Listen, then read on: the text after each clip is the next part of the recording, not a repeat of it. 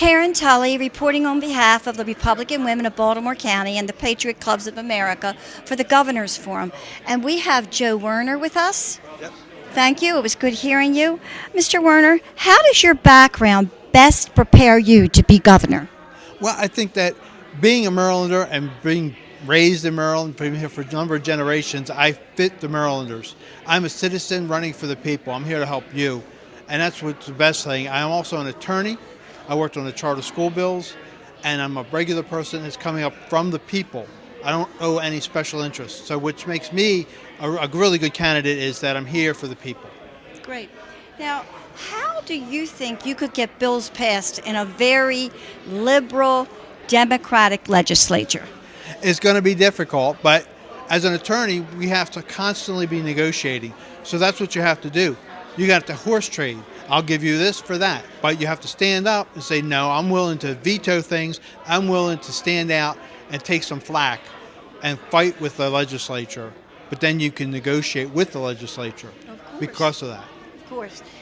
Maryland is a very rich state, and unfortunately, we're seeing an exodus of many businesses. What would you do to bring business back to Maryland? I would review all the regulations, which we are over-regulated. Also taxes. You tax business so much that they can't make a profit. I know you have been involved in owning your own business, or your wife owns her own business? My wife owns 2 businesses, and I own my law firm. I'm a small business owner, too.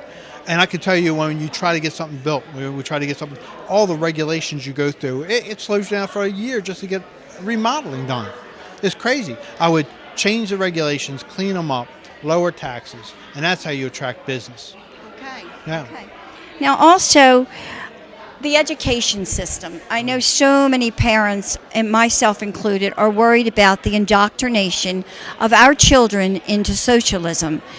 How would you handle CRT and other issues that we're seeing in our school today, and perhaps address parental rights?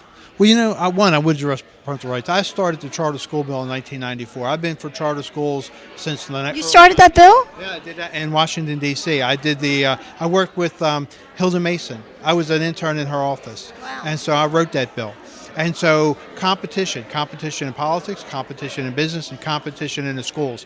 You as a parent, you would get a voucher. Let's say $15,000. Let's 80% of whatever we spend on the public school, that's what we'll give 80% of that to you. You could afford to take your child anywhere you want. They have parental involvement. I don't like CRT. If the schools are teaching it, I'll take my child somewhere else. The schools will have to then change.